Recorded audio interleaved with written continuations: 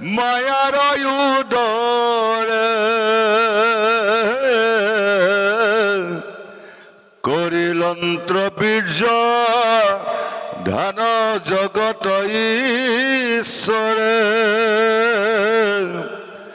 অৰাম জন্মাইলন্ত্ৰ মহামায়া মহন্ত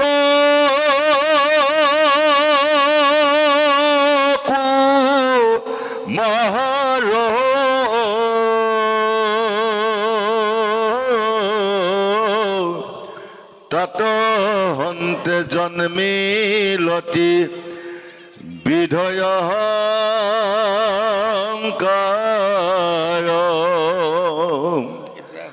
অৰামেহি মতে আনু তত্ৰ হব উপজিল ঈশ্বৰ ইচ্ছাত হবে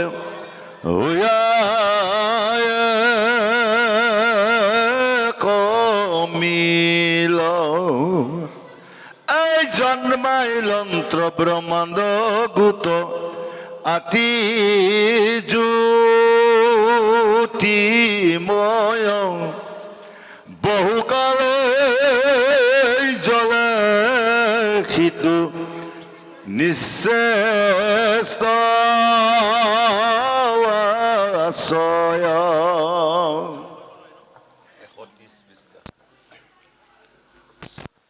পাছে নাৰায়ণ ৰূপে তাত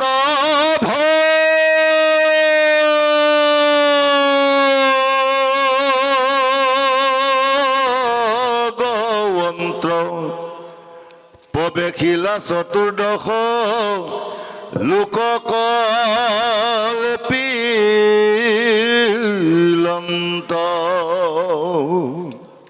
স্নানে স্নানে দেৱ দৈত্য থাপিলন্ত নৰ বিৰাট শৰীৰ ইহা বুলিলা ঈশ্বৰ কৃষ্ণ জয় জগন্নাথ জয় জগন্নাথ অসুদ বহু সুখ আশা কৰি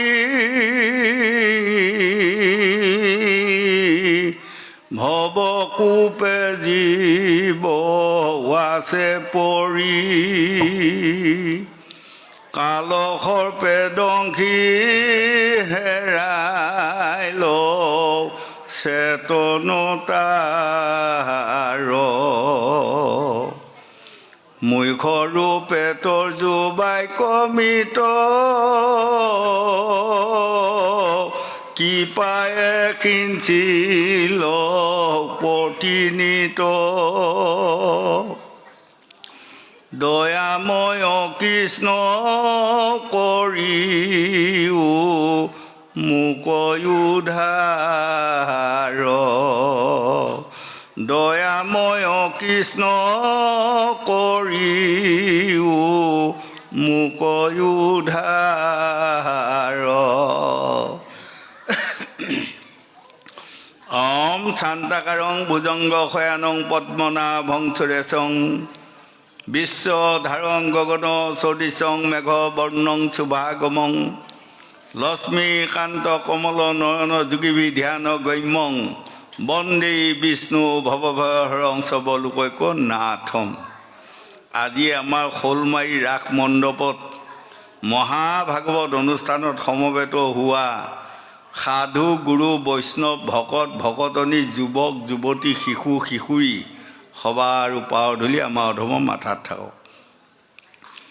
আজি আমাৰ পৰম ভাগ্য যিসকল সদাশয় লোকে আমাক আমন্ত্ৰণ কৰি আনি আপোনাৰ খবৰ পাৱধূলি মাথাত লোৱা সুবিধাকণ দিলে সেইসকলক ঈশ্বৰে মংগল কৰক, মনৰ বাঞ্ছা পূৰ্ণ কৰক, আয়ুষত বিঘিনি শূন্য কৰক, ঐশ্বৰ্য বিবুধি প্ৰদান কৰক। আগলৈ এনেধৰণৰ মহান অনুষ্ঠান পাতি আমাৰ দৰে ভকতি দৰিদ্ৰ লোকসকলক ভক্তি তত্ত্বৰ দুটি জ্ঞান দিয়ক বুলি মই ভগৱানৰ ওচৰত প্ৰাৰ্থনা কৰিলোঁ। আৰু লগতে स्तुतीय स्कंधत মানে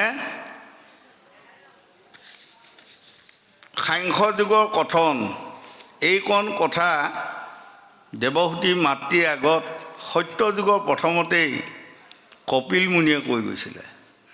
আৰু এয়াই হ'ল 5টা সংবাদত বিভক্ত। প্ৰথম সংবাদটোৱে হ'ল সত্য যুগৰ প্ৰথমত দেৱহূতি মাতৃ কপিল মুনিয়ে কোৱা। দ্বিতীয় সংবাদ যেতিয়া 5 পাণ্ডৱ বনৰ মাজত থাকেই, তেতিয়া 5 পাণ্ডৱে আটাইখিনি লোকে কান্দি কাটি হুলস্থুল হৈ আছে। কাৰণ ভীমে দ্ৰৌপদীক কৈছে কেইটামান আহাৰ দিয়া, মই পেটৰ ভোকত থাকিব নোৱাৰোঁ। আৰু দ্ৰৌপদীয়ে এঠাল পানীত গৰম কৰাই পানী উতলি আছে, চাউল নাই। চাউল অৰ্জুন নকুল সহদেৱে ঋষি মুনিসকলৰ আশ্ৰমত গ'ল, ভিক্ষা মাগিবা, চাউল আনিবা। চাউল আহি পোৱা নাই। সেই সময়ত ৰাজা যুধিষ্ঠিৰে আজি হুঁকৰি হুঁকৰি কান্দি আছে, মই যদি পাশা খেল নেখেলিলোঁ হয়। এই গতিটো কিয় হয়? এই তেতিয়া সেই সময়ত দেৱঋষি নাৰদে গৈ তেতিয়া ক'লে, ৰজা তোমালোকে এনেই দুখ কৰিছা। 5জন ভাই ককাইৰ লগত পত্নী এগৰাকীক লৈ বনৰ মাজত আহিছা, কি আনন্দৰে ভোগ কৰিব লাগে। এদিন যেনিবা চাউল পাত আহা কমিলেই, তাতেনো তোমালোকে ইমান কান্দিব লাগেনে?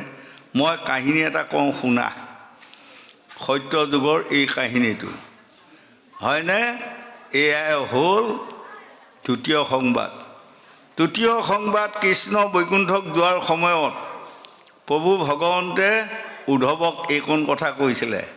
এয়া হ'ল তৃতীয় সংবাদ। চতুৰ্থত মৈত্ৰেয়ী মুনি আশ্ৰমত মৈত্ৰেয়ী মুনিয়ে বিদুৰক গোটেই ৰাতি কোৱা আছিল, চতুৰ্থ সংবাদ। পঞ্চম সংবাদ হ'ল আজি গংগাৰ পাৰত শুকদেৱে পৰীক্ষিতক বুজাই আছে। কি কাৰণত বুজাই থাকিবলগীয়া হ'ল? পৰীক্ষিতৰ ব্ৰহ্মশাপত পৰি মানে নিৰুপায় হ'ল। আৰু সেই ব্ৰহ্মশাপত পৰি যেতিয়া নিৰুপায় হৈ ঋষিসকলক মানে পৰামৰ্শ বিচাৰিছিলে যে গুৰুসকল 7 দিনৰ ভিতৰত মোক তক্ষক নাগে দংশন কৰিলে বা কিংগী মুনিৰ অভিশাপত মই মৃত্যু হ'লে মোৰ কেনে গতি হ'ব, এইকণ কথা বুজাই দিয়ক। তেতিয়া ঋষিমুনিসকলে পৰামৰ্শ দিলে। কোনোৱে ক'লে পূজা কৰাহে, চিন্তা নকৰিবা। কোনোৱে ক'লে যজ্ঞ কৰা, নিশ্চিন্ত হোৱা। কোনোৱে ক'লে তীৰ্থ ভ্ৰমণ কৰা, নানা ৰকমৰ পৰামৰ্শ আগবঢ়ালে। সেই সময়ত ৰজা পৰীক্ষিতে কান্দি কান্দি ঋষিসকলক কৈছিলে, গুৰুসকল আপোনালোকে যিমানবোৰ পৰামৰ্শ মোক আগবঢ়ালে এইবোৰ পৰামৰ্শ মোৰ মনোগ্ৰাহী নহ'ল। মই দুটি আপোনালোকক প্ৰশ্ন দিম, এই প্ৰশ্ন দুটাৰ উত্তৰটোহে মোক লাগে। কোৱাচোন। প্ৰথম প্ৰশ্নটো হ'ল মোক সাপে খাওক, তাত মোৰ আপত্তি নাই। সাপে খালেও কেনেকৈ মই সাপ নেদেখিম, এই উত্তৰটো লাগে। আৰু 2 নম্বৰ প্ৰশ্ন হ'ল মই মৃত্যু হোৱাটো পৰম ভাল কথা, কাৰণ মোৰ নিচিনা এজন অপদস্থ অজ্ঞানী লোক পৃথিৱীত জীয়াই থাকিব নাপায়।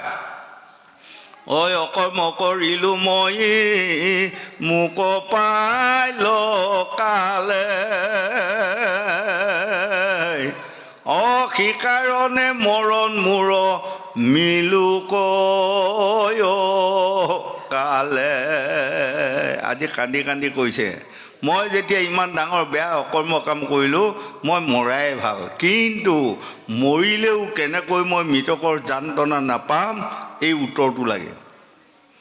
60,000 মুনিয়ে ক'লে তুমি যি দুটা প্ৰশ্নৰ উত্তৰ বিচাৰিছা সেই দুটা প্ৰশ্নৰ উত্তৰ আমাৰ হাতত নাই। কাৰণ যাক সাপে খাব সি সাপ দেখিব, আৰু যিয়ে মৃত্যু হ'ব সি মৃত্যুৰ যান্ত্ৰণা পাবই। মুনিৰ মুখত যেবে এই কথা শুনিলা ভূমিত পৰিয়া ৰজা কান্দিব লাগিলা। সেই সময়ত ব্যাস মুনি আহি ক'লে, ৰজা 60,000 মুনিয়ে যি দুটা প্ৰশ্নৰ উত্তৰ তোমাক দিব নোৱাৰিলে সেই দুটা প্ৰশ্নৰ উত্তৰ মই দিম। তুমি ধৈৰ্য ধৰা, বিপদত ধৈৰ্যই ঔষধ, হয়নে? আৰু মোৰ পুত্ৰ শুকমুনিৰ গৰ্ভত 18,000 ভাগৱতৰ শ্লোক সোমাই আছে। আৰু এতিয়া ক'ত আছে জানা? বৈকুণ্ঠত। মই স্মৰণ কৰা মাত্ৰকে আহি পাব। হয়নে? আৰু তুমি শুকৰ মুখে যদি ভাগৱত শুনা, তোমাক সাপে খাব, সাপ নেদেখিবা, মৃত্যু হ'ব, মৃতকৰ যান্ত্ৰণা নাপাবা। ব্যাসে বোলে শুনা ৰজা আমাৰ বচন, গংগা তীৰে ভাগৱত কৰিও শ্ৰৱণ। তুমি যদি এই 7 দিন ভাগৱত গংগাৰ পাৰত শুনি থাকা, শ্ৰৱণ কৰা মানে ল'ৰা ছোৱালী, যুৱক যুৱতী প্ৰজন্মসকল, শ্ৰৱণ শব্দটো হ'ল বৰজোৱালী ভাষা, অসমীয়াত ক'বা হ'লে শুনি থকা। তুমি যদি শুনি থকা তেনেহ'লে তোমাক সাপে খাব, সাপ নেদেখিবা, মৃত্যু হ'ব, তুমি মৃতকৰ যান্ত্ৰণা নাপাবা। ব্যাসৰ বচন শুনি ৰাজা পৰীক্ষিত, গংগা তীৰে গৈলা ৰজা হৈয়া বিষাদিত। কুশপতে পদ্মাসনে বসি মহাৰাই, শুকমুখে ভাগৱত শ্ৰৱণ কৰাই। এই ভাগৱত কৈ যাওঁতে যাওঁতে, শুনি যাওঁতে যাওঁতে, আজি পৰীক্ষিত ৰজাই শুকদেৱৰ চৰণত ধৰি কৈছিল, গুৰুদেৱ মোক সাংখ্য যুগৰ কথা অকণমান মোক বুজাই কওক। আত্মাই কেনেকৈ মানুহৰ গতি পায়, কেৱল মোৰ আত্মাই নহয়, পৃথিৱীত যাতে সকলো মনুষ্য লোকসকলৰ আত্মাইনো কেনেকৈ গতি পায়, কেনেকৈ ঈশ্বৰ উপাসনা কৰিব লাগে, আটাইকণ কথা মোক বুজাই দিয়ক বুলি কোৱাত আজি শুকদেৱে কৈছে, শুনা এইকণ কথা সত্য যুগৰ প্ৰথমতে কপিল মুনি ঈশ্বৰে দেৱহতী মাতৃক কোৱা কথাকণ তোমাক আজি মই ধুনীয়াকৈ কৈ যাম। আৰু তুমি এই কথাকণ শুনি যদি একশৰণ হৈ তুমি ভাগৱত শুনা, তেনেহ'লে তুমি আত্মাক গতি দিব পাৰিবা। লগে লগে আকৌ পৰীক্ষিত ৰজাই শুকদেৱৰ 2খন চৰণতে ধৰি কৈছিলে, গুৰুদেৱ একশৰণ মানে কি মোক বুজাই দিয়ক। তেতিয়া শুকদেৱে পৰীক্ষিতক কৈছে, একশৰণ মানে কি জানা? লোভ, মোহ, কাম, ক্ৰোধ, মদ, মৎসৰ্য, অহংকাৰ, অভিমান, অসূয়া, বাহাদুৰি, টেম্পাৰ, গৌৰৱ, জেদ, হিংসা, নিন্দা, ঘৃণা, সমালোচনা, হয়নে? লাজ, ভয়, ঘৃণা সকলো বাদ দি ভাগৱত শুনা, এইটোকে কৈছে একশৰণ। এতিয়া লগে লগে এতিয়া সেই কথাকণ পৰীক্ষিতক কোৱা মানে আমাক কৈছে, আজি যে আমি ভাগৱত শুনি আছোঁ, আপোনাসকলে শ'লমাৰীত ইমান টকা পইচা খৰচ কৰি ভাগৱত পাতিছে, যদি আপোনাসকলে কাণ ভৰি শুনি ইয়াৰ পৰা দুটি জ্ঞান লৈ আপোনালোকৰ ল'ৰা ছোৱালী, যুৱক যুৱতী প্ৰজন্মসকল যদি গুণী জ্ঞানী শিক্ষিত পণ্ডিত হয়, তেনেহ'লে আপোনালোকৰ সকলোৰে কামত আহিব। ধন টকা পইচা খৰচ কৰি ভাগৱত পাতা কামত আহিব। আৰু আমিও যে আহি বা আমাৰ নিচিনা এলিল লোকসকলে আহি মানে চিঞৰ বাখৰ কৰি আছে, সকলো কামত আহিব। আৰু যদি আপোনাসকলে ভাগৱত শুনি ভাগৱত নুশুনি বা ইয়াৰ জ্ঞানটো নলয়, তেনেহ'লে আপোনালোকৰ টকা পইচাবোৰ এনেই যাব, আৰু আমিও চিঞৰি থকা মানে এই শিয়ালে হোৱা দিয়া নিচিনাহে হ'ব, হয়নে? গতিকে আজি আমাক কৈছে, সেই লোকসকল ঈশ্বৰৰ ইচ্ছাত সবে হৈয়া এক মিল, এহিমতে আনু তত্ত্ব সব উপজিল। তত্ত্ববোৰ পঞ্চভূতি দেহা, আমি আই গৰ্ভত থিতি হৈছোঁ, শীত ৰৱ তেজ মূৰ্বম, 5টা ভূতৰ সৈতে তৈয়াৰ। তাৰপাছত আমাক কৰ্মেন্দ্ৰিয় 5টা দিলে, হয়নে? হাত ভৰি গুহ্যলিংগ মুখ, 5টা জ্ঞানেন্দ্ৰিয় দিলে, নাক কাণ চকু জিভা তত, তাৰ লগত দিলে মন বুদ্ধি চিত, তাৰ লগত দিলে লোভ মোহ কাম ক্ৰোধ মদ মৎসৰ্য, তাৰ লগত দিলে সত ৰজ তম 3টা গুণ, এই সেই হ'ল 22টা। আৰু যিদিনা মই আই গৰ্ভৰ পৰা আহিব ওলাওঁ, সেইদিনা আকৌ প্ৰভু ভগৱন্তে ক'লে, আৰু 2টা সম্পত্তি তুমি লৈ যোৱা। তাৰ নাম কি? এটা নাম কাল, এটা নাম মায়া। হয়, এতিয়া এই 2টা সম্পত্তিয়েই আমাৰ মনুষ্যসকলক পাগলা কৰা গৰাকী এই 2টাই, আৰু এই 2টাই আমাক অধপতনে নিয়া গৰাকী এই 2টাই। এটা হ'ল মায়া, এটা হ'ল কাল, আৰু এটা ফুৰিব আগৰ ফালে, এটা ফুৰিব পাছৰ ফালে। মায়াটো আমাৰ ক'ত আছে? চকুত, হয়নে? আৰু কালটো আছে ক'ত? আমাৰ পাছৰ পিনে ডিঙিৰ গড়ত, মূৰৰ তলত খেপিয়াই চাওক, অকণমান উঠুঙা এটি পাব, সেইটোৱে হ'ল তক্ষক নাগ। আমাক দেহমাৰ্গত দেখুৱাইছে, বিশ্বত দেখুৱাইছে ৰজা পৰীক্ষিতক ভাগৱত শুনোৱা, আৰু আমাৰ দেহমাৰ্গত দেখুৱাইছে সেই লোকসকল আমি সকলোৱে একোটি একোটি আজি ৰাজা পৰীক্ষিত, হয়নে? পৰীক্ষিত ৰজাকো 7 দিনৰ ভিতৰত তক্ষক নাগে দংশন কৰিলে। আমাকো এই 7টা বাৰৰ ভিতৰতে কাৰোবাক বৃহস্পতি, কাৰোবাক শুক্ৰ, কাৰোবাক শনি, কাৰোবাক দেও, বাৰটো বেলেগ বেলেগ, কিন্তু 7টা বাৰৰ ভিতৰতে আমাৰ সকলোকে তক্ষক নাগে যে দংশন কৰিব, এইটো ধ্ৰুৱ সত্য, হয়নে? ৰেহাই কাৰোৱে নাই। এতিয়া চাওকচোন কিমান ধুনীয়া মানুহসোপা উৰি পিন্ধি কি ধুনীয়াকৈ সকলোৱে বহি আছে, হয়, কিন্তু হাই দুখ লগা বিষয় দিয়ক, ক'বা ইচ্ছা নাযায়, এইসোপা মানুহটো এদিন মৰিবই আৰু, হয়নে? নমৰিব নেকি কওকচোন, কোনোবাই নমৰিম বুলি হাত দাঙি দিয়ক পাৰে যদি। সকলো মৰিব লাগিব, কাৰণ এইখন কাৰো পৈতৃক সম্পত্তি নহয়। দুনিয়া এইখনৰ পৰা আমি এদিন বিদায় ল'ব লাগিব। গতিকে থকা দিনকেইটা কেনেধৰণে ভক্তি কৰিলে আমাৰ গোটেইকেইটা কামত আহিব। ভ শব্দে ভজিবা যত্ন কৰক, ভ শব্দে ভজন ল'বা যত্ন কৰক, হয়নে? ভ শব্দে হৃদয়খন ভকভকীয়া কৰিবা যত্ন কৰক, ভা শব্দে ভাবিবা যত্ন কৰক। আমি ক'ৰ পৰা আহিলোঁ, ইয়াত কি কৰিব লাগে, ইয়াত কি কৰি আছোঁ, আৰু ইয়াৰ পাছত ক'লৈ যাম, খুব মতে ভাবক, হয়নে?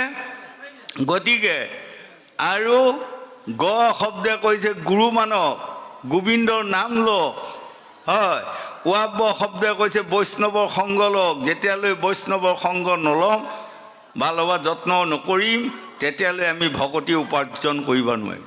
দন্ত্যাত শব্দই কৈছে এইখন হ'ল ভৱসাগৰ, ইয়াত তৰণৰ উপায় তেতিয়াহে আপোনাসকলে পাব। কাৰণ আমাক দেখুৱাই আছে এই ভৱসাগৰখনত মানে যদি চলিব জানে, যেনেকৈ আপোনাসকলে পাইছে আমাৰ পিনে আমি খেলোঁ আগতে মাটি পৰ্বতৰ পিনে, বুজিছে? আমি ল'ৰালি কালতে LP স্কুলৰ পৰা অহাৰ লগে লগে বাটত কোৱা মতা কৰি আহোঁ, যায় ওলাবিগৈ দেই, খলিগুটি খেলিব লাগিব, হয়। 5টা খলি লৈ পমা গুটি, নিমতিতা গুটি 5টা 25টাকৈ গুটি হ'ব। আৰু যদি কেনিবাকৈ গুটি আপুনি ভালভাৱে ভগাব পাৰে তেনেহ'লে এটা চেলেকি এথোপা পাব, আৰু এটা চেলেকি এটা পাব, তাকে কয় গাই দামৰি পোৱা, হয়। আৰু যদি ভগাব নেজানে, ভুল কৰে, তেনেহ'লে 2টা চেলেকিব, একো নাপাব, হাৰিলে। আৰু খলিগুটি ধাৰা কি নিয়ম আমাৰ গোসাঁইহঁতে জানিব, আমাৰ পিনে কি নিয়ম জানে? এবেগেত মাটি খুব দীঘলকৈ জুখি দিব, আপুনি মানে মাটি জিভাগত মাটি লগাকৈ চেলেকিব লাগিব। মই জীৱনত বহুতকে মাটি চেলেকাইছোঁ জিকি জিকি, আৰু বহুতৰ লগত হাৰি হাৰি নিজেও মাটি চেলেকিছোঁ, হয়। গতিকে সাৱধান, আমি যেতিয়া এই জীৱনটোত যদি অজ্ঞানতাকে বুকত বান্ধি লৈ গুচি যাওঁ তেনেহ'লে যোৱা দিনা আমি মাটি চেলেকিব লাগিব, ৰেহাই নাই, হয়নে? এয়াই হ'ল সাংখ্য যুগৰ সাংখ্য কথন। পাছে নাৰায়ণ ৰূপে তাতে ভগ অন্ত, প্ৰৱেশিলা চতুৰ্দশ লোকক কল্পিল অন্ত। প্ৰভু ভগৱন্তে কেনেকৈ পৃথিৱীখন সৰ্জন কৰিলে আৰু কেনেকৈ উৰণ বুৰণ গজন ভৱন চাৰিমুঠি জীৱ সৰ্জন কৰিলে, তাৰ ভিতৰত মনুষ্যৰ জন্মটো শ্ৰেষ্ঠ জন্ম কিয় দিলে, তাৰ মানে অৰ্থাৎ এই 5টা ভূতৰে সৈতে আমাকো তৈয়াৰ কৰিছে, কুকুৰ চিগাল গাহৰিকো তৈয়াৰ কৰিছে। কিন্তু কুকুৰ চিগাল গাহৰিতকৈ আমাক 4টা সম্পত্তি বেছি দিছে। কি কি জানে? জ্ঞান, বিবেক, লাজ, বুদ্ধি। কুকুৰ ছাগলী গাহৰি এইবোৰৰ, শিয়াল কুকুৰবোৰৰ জ্ঞান, বিবেক, বুদ্ধি, লাজ, এই 4টা সম্পত্তি নাই। আৰু আমাক এই 4টা সম্পত্তি দিয়াৰ পাছত আমি যদি তাক কামত লগাব নাজানো তেনেহ'লে মোকো লৈ যায় সেই কুকুৰ চিগাল গাহৰিৰ লগতে তুলনা কৰিব। গতিকে আজি আমাক এইকণ কথা বৰ ধুনীয়াকৈ বুজাইছে। ইটো কথা দেহাতে বুজিবা দিয়া মন, সাক্ষ্য কথনৰ বাবে শুনা প্ৰয়োজন।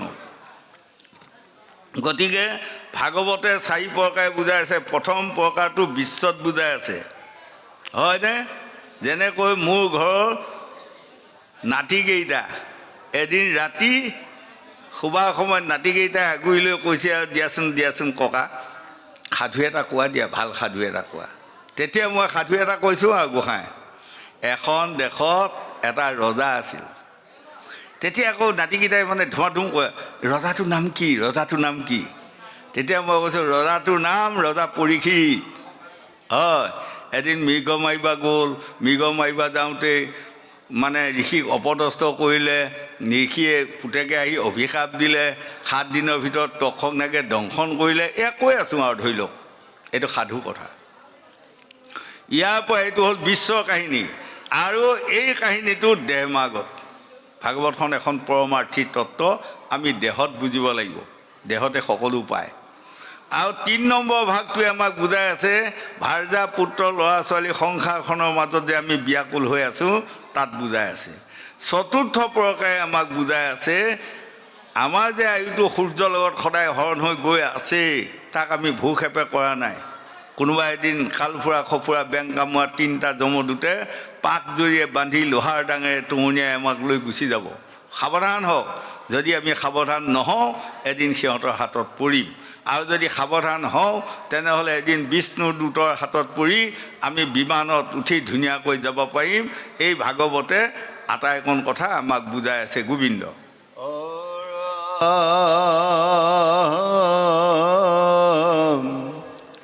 হৃদয়ত সাৱধানে চিন্তিবা সদায়।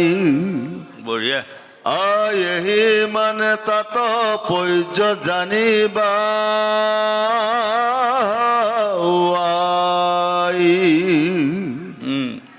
ব্ৰহ্মণৰ দৰৱাগে জিখাংস কহিলা বিদুৰত মধ্যয়ত হাকনি দিলা। সেই সাংস দেৱহূতি মাতৃৰয়াগত কপিল ঈশ্বৰে ইয়াবে কৰিলা বেকত। সাংস শুনি দেৱহূতি পুষানত দুনাই আৰু এক কথা বাপ কহিও বুজাই। এতিয়া আজি গংগাৰ পাৰত পৰীক্ষিত শুকদেৱে পৰীক্ষিত ৰজাক কৈছে, হেৰা ৰজা চোৱা, কপিল মুনি নিজৰ মাতৃ দেৱহূতি আজি যিবোৰ কথা কৈ আছে এইবোৰ হয়তো আমাৰ লোকসকলে শুনিলে লাজ পাব, হয়নে? গতিকে মই আজি তোমাৰ আগত 18,000 ভাগৱতৰ শ্লোক কৈ যাম। কৈ যাওঁতে এনে কথা কিছুমান ওলাব যিবোৰ কথা বাপেকে জীয়েকে শুনিলে লাজ পাব, পুতেকে বাপেকে শুনিলে লাজ পাব, মায়েকে পুতেকে শুনিলে লাজ পাব। কিন্তু সেইবোৰ কথাও মই আজি তোমাক কৈ যাম। আৰু তোমাৰ সন্দেহ হ'লে তুমি প্ৰশ্ন কৰিবা, মই তাৰ যথাযথ উত্তৰটো দি যাম। সেইকাৰণে আমাক কৈছে লাজ ভয় ঘৃণা এইকেইটা বাদ দি ভাগৱত শুনা। ভাগৱত শুনিবলগীয়া হ'লে লাজটো ত্যাগ দিব লাগিব, নহয়নে? তাৰ কাৰণে মই আৰু অকণমান আগুৱাই গ'লোঁ বাৰু। যেতিয়া ব্যাসে শুকদেৱক লৰুৱাই লৈ গৈছে ধৰিবৰ কাৰণে, জন্ম লোৱাৰ পাছত 18 বছৰ গৰ্ভতে ৰাখি 18,000 ভাগৱতৰ শ্লোকত পঢ়াই শুনাই তেওঁক মানে পাৰ্গত কৰালে। আৰু যিদিনা জন্ম দিয়াই ব্যাসে ভাবিছে এওঁক গা পা ধুৱাই মানে কাপোৰ পিন্ধাব লাগিব। কিন্তু তেওঁ যে গৰ্ভত 18 বছৰ গৰ্ভত আছিল, নিমিষ পৰৰ ভিতৰতে 18 বছৰীয়া ডেকা ল'ৰা এটা হৈ জাপ মাৰি তাৰ পৰা দৌৰ ল'লে। লোৱাৰ লগে লগে পাছে পাছে ব্যাস মুনিয়ে ধৰিব গৈ আছে। এটা 18 বছৰীয়া ডেকা ল'ৰাক বয়সস্থ মানুহ এজনে ধৰোঁতে ইমান সহজ নহয়, বহুত পালেগৈ। গৈ সৰোবৰৰ পাৰত এডাল ডাঙৰ গছৰ তলতে গৈ শুকদেৱে ঘূৰি চাইছে মোৰ পিতৃ কিমানৰ দূৰ।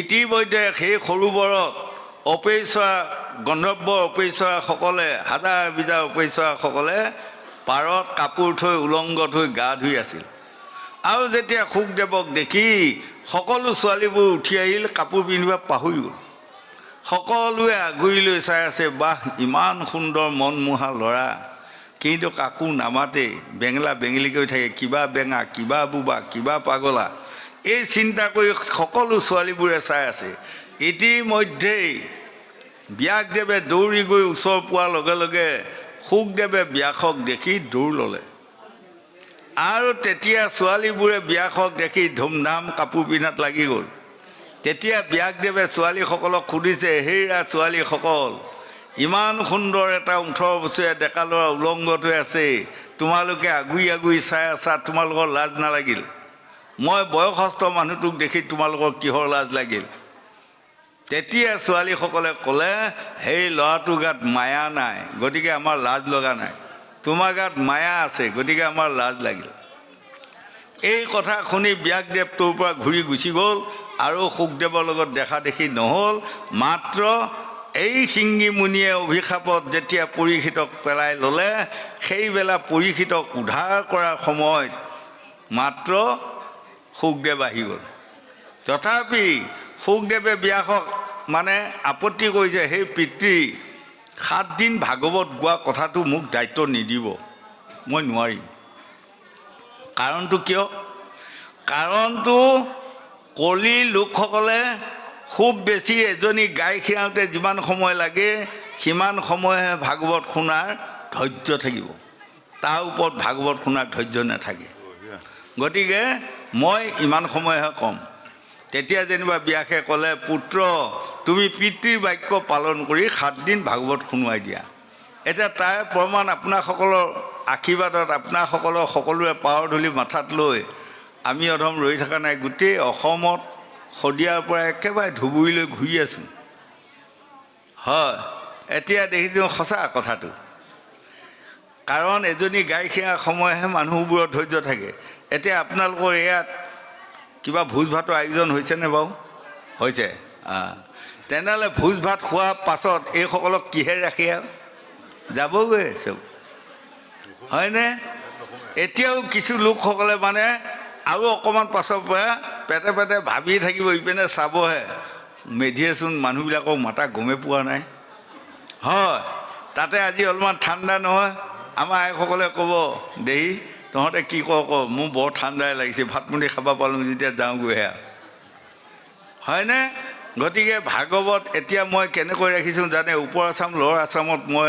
যাওঁ মাত্ৰ মই 3 ঘণ্টাই ৰাখোঁ 3 ঘণ্টা ভাগৱত গাম গুচি আহিম আৰু তাৰ সেইখিনি টাইমে মানুহে এক ছাতি হৈ থাকে তাৰপাছত 3 ঘণ্টা পাৰ হোৱাৰ পাছত গাটোকে এচেলিয়া কৰিব কোনোবাই চাহ খাব মন যাব কোনোবাই হামিয়ে আহিব কোনোবাই তামোলে বিচাৰিব হাহাকাৰ ছুটি যাব এতিয়া আজিয়ে প্ৰমাণ পামেই নহয় আপোনালোকৰ আইসকলকে হয় নহয় গতিকে এতিয়া আজি গংগাৰ পাৰত শুকদেৱে পৰীক্ষিতক কৈছে গতিকে সেই ৰজা তুমি যিবোৰ মোক প্ৰশ্ন কৰিছা ধন্য তুমি মৃতকৰ সময়ত যে ইমান সুন্দৰ প্ৰশ্ন কৰিছা এইবোৰ প্ৰশ্নৰ উত্তৰ মই থৈ যাম আৰু পৃথিৱীত পৰি ৰ'ব কলিত যিসকল লোকে এইবোৰ মহাভাগৱতৰ ধৰ্মৰ কথা মানে মনত পেলাব হৃদয়ত আকুলি ল'ব পাৰিব সেইসকলে এই পৃথিৱীখনত শান্তি লাভ কৰি